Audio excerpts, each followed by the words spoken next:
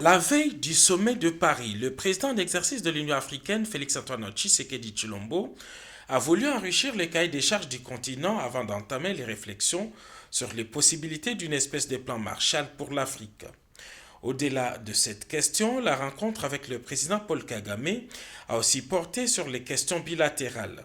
Le président du Rwanda a dit soutenir les mesures prises pour lutter contre l'insécurité à l'est de la République démocratique du Congo. President Tshisekedi, the African Union chairperson.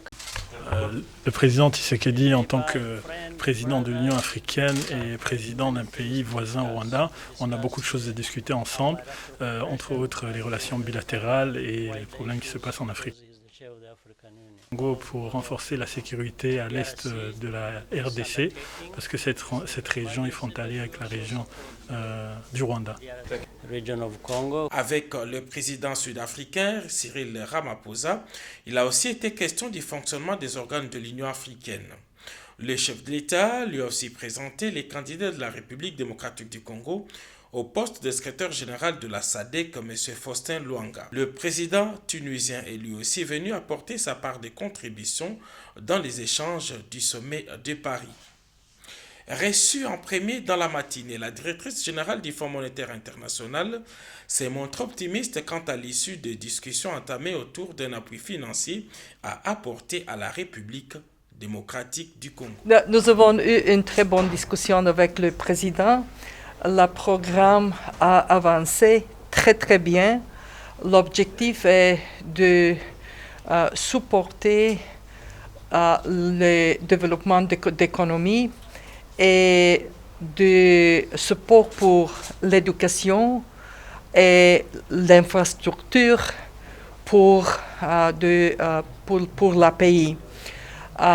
Nous avons discuté les problèmes de gouvernance, la lutte contre la corruption et la nécessité d'augmenter la collection